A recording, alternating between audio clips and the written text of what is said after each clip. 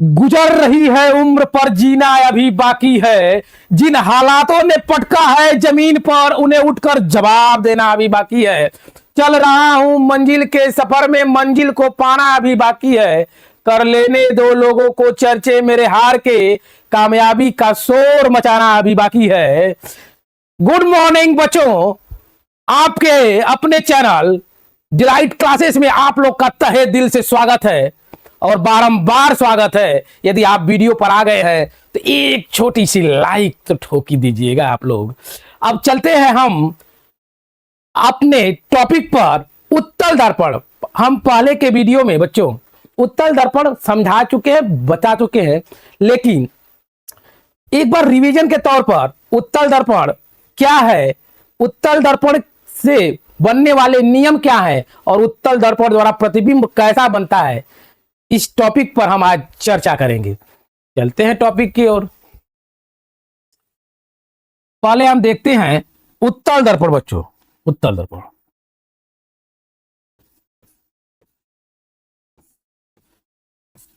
उत्तल दर्पण इसको अंग्रेजी में आपको तो पता ही होगा क्या कहते हैं बच्चों। Convex mirror, convex mirror. Convex mirror किसे कहते हैं जल्दी से बताइए, क्योंकि आप लोगों को बताया गया है। थोड़ा सा कलर दूसरा ले लेते हैं।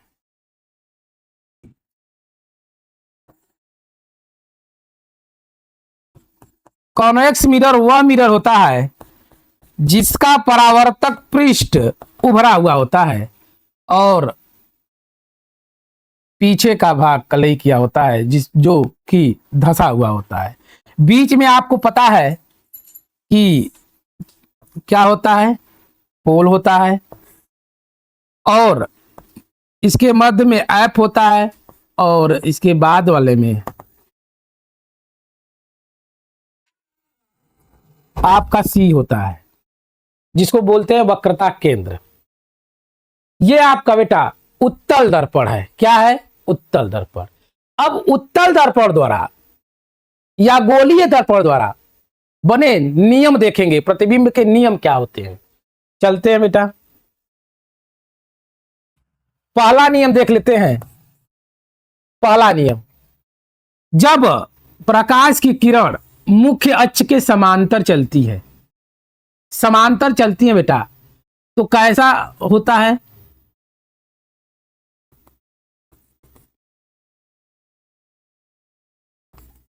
मुख्य अक्ष के समांतर चलती हैं तो ऐसा लगता है कि परावर्तन के बाद फोकस से आती हुई प्रतीत होती है। आपको बताया गया है लेकिन फिर रिवीजन किया जा रहा है। दूसरा नियम देखते हैं बेटा, दूसरा नियम देख लेते हैं।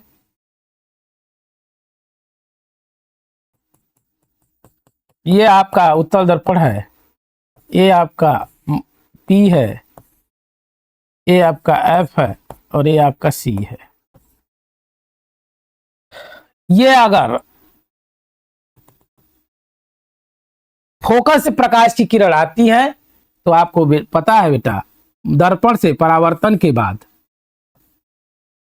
मुख्य अक्ष के समांतर हो जाती है, मुख्य अक्ष के समांतर हो जाती है।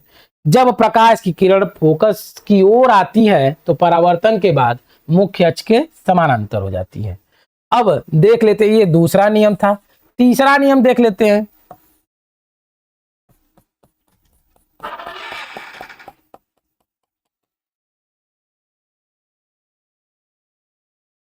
तीसरा नियम देख लेते हैं बच्चों। ये आपका एफ है, ये आपका सी है। तीसरा नियम होता है कि जब प्रकाश की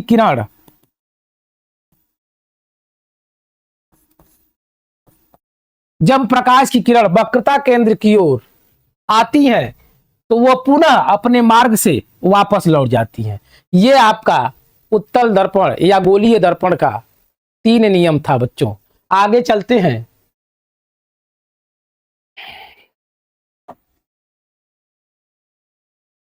उत्तल दर्पण, उत्तल दर्पण, उत्तल दर्पण द्वारा बना प्रतिबिंब देख लेते हैं। दो ही स्थितियों में बनता है उत्तल दर्पण द्वारा बना प्रतिबिंब। प्रतिबिंब उत्तल दर्पण द्वारा प्रतिबिंब, इसको बोलते हैं formation, formation of image by convex mirror. Formation of image by convex mirror देख लेते हैं हम लोग। ये आपका उत्तल दर्पण है, कलई कर देते हैं बच्चों। ये आपका P है, आपको पता है, ये सीधी लाइन रहेगी, ये F है और ये आपका C है। क्या होता है बच्चों, पहला जब प्रकाश की किरण आपको पता है कि मुख्य अक्ष के समानांतर चलती है तो ये आपका फोकस से होकर आती हुई प्रतीत होती है परावर्तन के बाद। ये आपका बेटा अनंत पर वस्तु रखी गई है। कहाँ पर रखी गई बेटा, अनंत पर। अब इसके भी समानांतर, क्योंकि दो रेखाएं, दो प्रकाश की किरणें लेते हैं हम, ये भी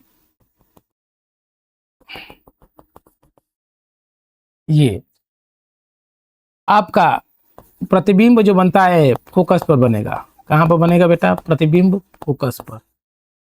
दो प्रकाश की किरण लेते हैं, एक प्रकाश की किरण ऊपर से लेते हैं, ये पैरेलल चलती हैं और फिर क्या होती है, फिर फोकस से होकर आती हुई प्रतीत होती हैं। ये आपका प्रतिबिंब F पर बनता है। तो जब जब प्रतिबिंब बच्चों, सॉरी, जब ये आपका वस्तु है, आपको बता दे रहा हूं, ये आपका वस्तु है जिसको बोलते हैं ऑब्जेक्ट। क्या बोलते हैं बेटा, ऑब्जेक्ट। इसको बोलते हैं इमेज। इमेज आपका ऐप पर बनता है, तो लिख लेते हैं, जब वस्तु लिखना है, वस्तु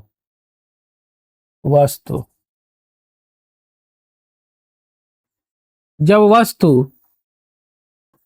अनंत पर हो। कहाँ हो बेटा, अनंत पर। अनंत पर हो तो इमेज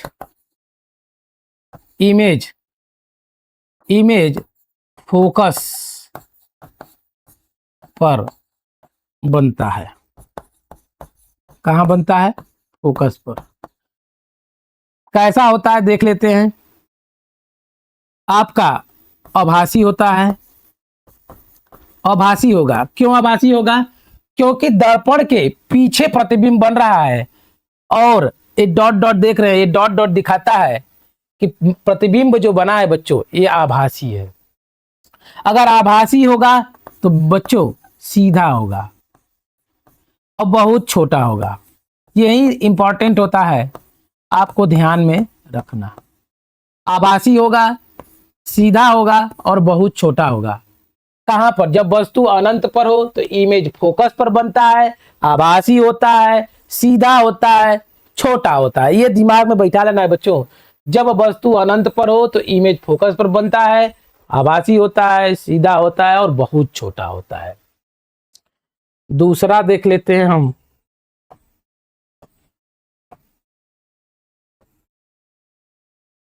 उत्तल दर्पण आपको पता है, जिसका परावर्तक पृष्ठ उभरा हुआ होता है, कलई किया हुआ पृष्ठ धसा होता है।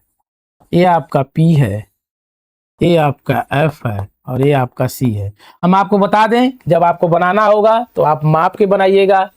एक लाइन खींच लीजिएगा, 5 सेंटीमीटर का चाप ले लीजिएगा और इस लाइन पे रखकर इस 5 सेंटीमीटर कहीं आप चाप खींच दीजिएगा। और जहां चाप खींचेंगे वहां पे, जहां ये चाप मिलेगा उसको यहाँ पे P मान लेंगे और जहां नोकीला बिंदु से चाप खींचोगे उसको C।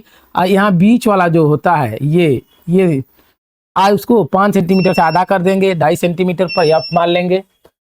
अब उसके बाद दूसरा क्या होता है बच्चों, कहीं भी ये आपका अनंत है। क्या है बेटा, ये अनंत है आपका, अनंत, अनंत और ध्रुव के बीच में मतलब पी के बीच में आप कहीं भी वस्तु रखेंगे बच्चों, कहीं भी वस्तु रखेंगे, ये आपका प्रतिबिंब पी और एफ के बीच में ही बनता है कहीं भी, क्योंकि दो स्थितियां होती है, एक अनंत पर और एक अनंत और पी के बीच में आप कहीं भी रखेंगे तो प्रतिबिंब पी और एफ के बीच में ही बनता है। इतना दिमाग से ध्यान में रखेंगे आप। तो हम यहाँ पे वस्तु रख देते हैं। अब आपको पता है ये समानांतर चलेगी, समानांतर के बाद ये परावर्तन के बाद फोकस से आती हुई प्रतीत होती है।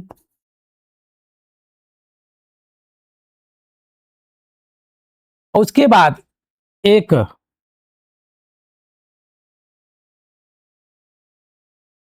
आपका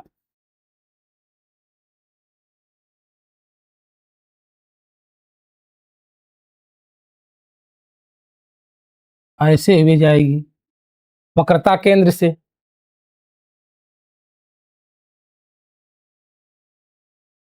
ये जहां मिलती है ये आपका प्रतिबिंब बन जाएगा। ठीक है बच्चों, जहां दो प्रकाश की किरणें आपस में काटती हैं, डिवाइड करती हैं, वहां आपका प्रतिबिंब बन जाता है। ठीक है बच्चों,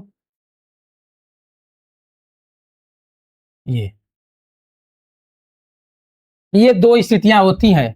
ये जब प्रकाश की किरणें मुख्य अक्ष के समांतर चलती है तो फोकस से आती हुई प्रतीत होती है, और जब दूसरी प्रकाश की किरणें वक्रता केंद्र की ओर जाती हैं तो फिर वापस आ जाती हैं। जब ये दो प्रकाश की किरणें जहां डिवाइड करती हैं, जहां काटती हैं, वहीं आपका प्रतिबिंब बन जाता है। ठीक है बच्चों, तो कैसा होगा, ये पी और एफ के बीच में ही कहीं बनेगा।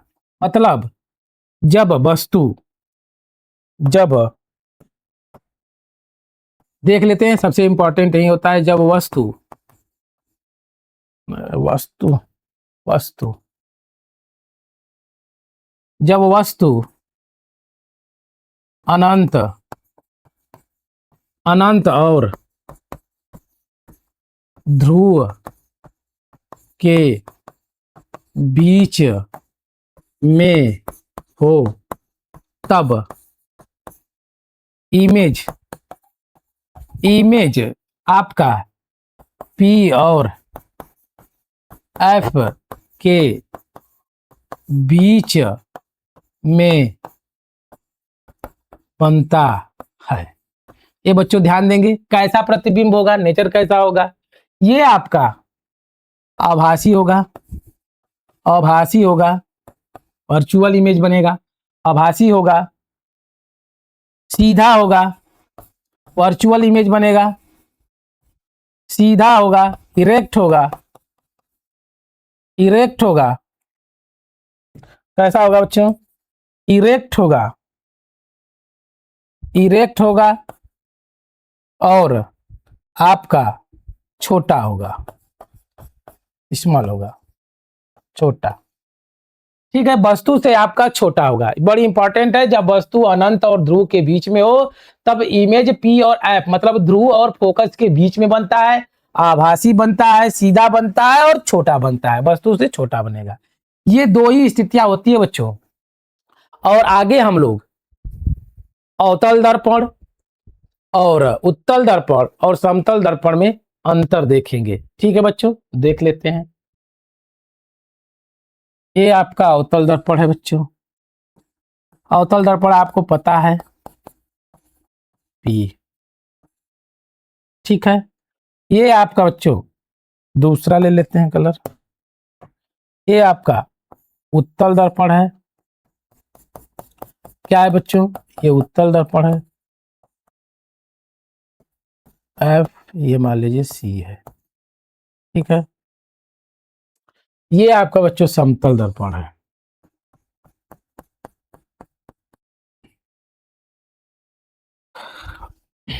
ठीक है, ये मान लीजिए कोई वस्तु है, ये वस्तु के बराबर ही प्रतिबिंब बनता है, ये प्रतिबिंब वस्तु के बराबर ही बनता है। इसमें अंतर समझ लेते हैं, इसमें 6 स्थितियां होती हैं, 6 स्थिति, इसमें सिर्फ 2 स्थिति होती है। दो स्थिति, इसमें सिर्फ ये एक ही स्थिति होती है। इसमें देख लेते हैं, दोबारा हम देख लेते हैं, जब अनंत पर हो, अनंत पर वस्तु होता है बेटा, कहां पर होता है? अनंत पर। तो आपको पता है, तो आपका प्रतिबिंब कहां पर बनता है? फोकस पर बनता है। कैसा बनता है? उल्टा बनता है। पता है आपको? जब प्रतिबिंब आपका सी से परे हो, मतलब अनंत और सी के बीच में हो, मैंने बताया था, तो कहां बनेगा आपका प्रतिबिंब? यहां बनेगा। हो, उसके बाद जब वक्रता केंद्र पर अगर वस्तु हो, तो इससे उल्टा वक्रता केंद्र पर ही बनता है और बराबर बनता है। और जब सी और एफ के बीच में हो, तो आपका कहां बनता है? सी और एफ के बीच में हो, तो आपका प्रतिबिंब कहां बनता है बच्चों? सी और एफ के में एफ पर हो, तो आपका प्रतिबिंब यहां पे बनता है, सी से अनंत और आपका सी के बीच में बनता है, यहां पे बनता है बच्चों। ठीक है। जब आपका वस्तु जब फोकस पर हो, तो ये अनंत पर बनता है। और जब वस्तु एफ और बीच के बीच में हो, एफ और पी के बीच में हो, तो बड़ा बनता है और सीधा बनता है। ठीक है बच्चों, ये आपका अवतल दर्पण में होता है। उत्तल दर्पण में सिर्फ अगर वस्तु अनंत पर हो, वस्तु अनंत पर हो, तो प्रतिबिंब आपका सीधा फोकस पर बनता है और बहुत छोटा होता है, बहुत छोटा होता है बच्चों। ये अंतर है। यहाँ प्रतिबिंब आपका यहाँ पे बनेगा फोकस पर, यहाँ पर इमेज बनेगा आपका।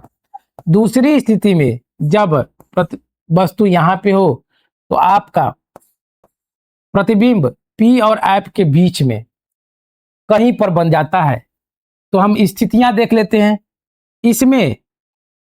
इसमें प्रतिबिंब की स्थिति क्या होती है? ये वास्तविक होता है। कैसा होता है बेटा? वास्तविक होता है। वास्तविक, अंतर देख रहे हैं बेटा, वास्तविक होता है, उल्टा होता है और छोटा और बड़ा दोनों होता है। छोटा और बड़ा दोनों होता है। इसमें प्रतिबिंब आभासी होता है, प्रतिबिंब आभासी होता है, आभासी होता है और सीधा होता है, और आभासी, सीधा और छोटा होता है। इससे प्रतिबिंब आभासी, सीधा, छोटा। और इसमें आभासी होता है, आभासी होता है, बराबर होता है, आभासी होता है और बराबर होता है, और पार्श्व उल्टा होता है। पार्श्व उल्टा, आभासी, बराबर, पार्श्व उल्टा होता है, और बड़ा भी होता है और बराबर भी होता है। इसमें तीनों स्थितियां आती है। अवतल दर्पण वास्तविक होता है, उल्टा होता है, छोटा, बड़ा और बराबर तीनों होता है। और इसमें आभासी होता है, सीधा होता है, छोटा होता है। किसमें? उत्तल दर्पण में। ये आपका उत्तल दर्पण है। उत्तल दर्पण बच्चों, अंतर समझिए, अंतर बड़ा इंपॉर्टेंट है। ये आपका समतल दर्पण है। समतल दर्पण ध्यान से देखिएगा, ये आपका अवतल दर्पण है। ये ही इंपॉर्टेंट है। ये अगर यदि आप ये जानते हैं, तो बहुत कुछ जानते हैं और हर प्रतियोगी परीक्षाओं को आप सफल बना सकते हैं। फिर से मैं बता दे रहा हूं, ये अवतल दर्पण है। अवतल दर्पण में वस्तु की 6 स्थितियां होती है और 6 प्रतिबिंब बनते हैं। इसमें सिर्फ 2 स्थितियां होती हैं। कहीं भी आप रखेंगे, अनंत पर रखते हैं तो फोकस पर बनता है, यदि अनंत और ध्रुव के बीच में रखते हैं तो ध्रुव और फोकस के बीच में कहीं पर बन सकता है। और वो आपका समतल दर्पण है, ये वस्तु वस्तु के बराबर, और ये दूरी जो होती है बेटा ये समान होती है। ये अगर वस्तु दर्पण से जितनी दूरी पर रखी जाती है तो दर्पण के पीछे उतने दूरी पर बनती है। यदि मान लीजिए 2 मीटर पर रखा गया है तो दर्पण के पीछे 2 ही मीटर पर बनती है। ये भी आप जानेंगे समतल दर्पण में बेटा। 2 मीटर पर अगर दर्पण से 2 मीटर रखते हैं तो उसके पीछे, और ये पीछे बनता है, ये भी ध्यान देंगे, दर्पण के पीछे बनता है। कहाँ बनता है? दर्पण के पीछे। और ये भी पीछे बनता है बच्चों, एक स्थिति में दर्पण के पीछे बनता है, तो ये भी पीछे बनता है, और ये भी पीछे बनता है, और ये भी पीछे बनता है। ये ध्यान देंगे, ये एक ही स्थिति में पीछे बनता है, ये दर्पण के एक ही स्थिति में पीछे बनता है। ये सदैव पीछे बनता है, सदैव पीछे बनता है, और ये भी सदैव पीछे बनता है। ये आपका सदैव आभासी होगा, ये आपका सदैव आभासी होगा बच्चों, और ये भी आपका सदैव आभासी होगा, हमेशा आभासी होगा। ये भी हमेशा आभासी होगा, लेकिन ये हमेशा आभासी नहीं होगा, एक ही स्थिति में ये आभासी होता है बच्चों। ये आपके अवतल दर्पण, उत्तल दर्पण और समतल दर्पण में आप लोगों ने अंतर देखा। समतल दर्पण का उपयोग कहाँ होता है बेटा? समतल दर्पण का उपयोग घरों में होता है, घरों में, आपके घरों में होता है, घरों में होता है। एक एक साधारण शीशा होता है, ये साधारण एक शीशा होता है, ये साधारण शीशा होता है बच्चों। कैसा होता है? ये साधारण शीशा होता है बच्चों। ये आप स्क्रीनशॉट ले सकते हैं बच्चों, या नोट डाउन कर सकते हैं। बड़ा इंपॉर्टेंट चीज मैं बता रहा हूँ बच्चों, बहुत इंपॉर्टेंट चीज। यदि आप, मैं आशा करता हूँ यदि आपको समझ में आ रहा है तो एक लाइक जरूर कर दीजिएगा, कमेंट जरूर कर दीजिएगा बच्चों, क्योंकि बड़ी मेहनत से वीडियो बनाया जाता है, बहुत मेहनत से वीडियो बनाया जाता है बच्चों। ये आपको फिर से मैं बता दे रहा हूँ, ये वास्तविक होता है, उल्टा होता है, छोटा बड़ा बराबर दोनों बनता है। ये दर्पण के पीछे कभी कभी बनता है, एक ही स्थिति में दर्पण के पीछे भी बनता है।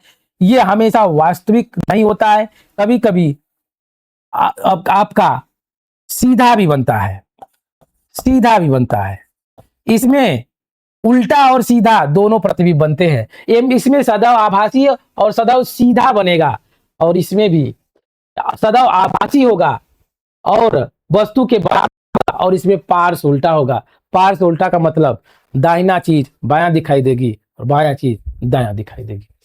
आज तक हम लोग जो टॉपिक पर चर्चा की है, आशा करता हूं कि आप लोग को समझ में आया होगा, और वीडियो लंबा ना हो इसलिए हम वीडियो को इस टॉपिक पर यहीं तक रोकते हैं बच्चों।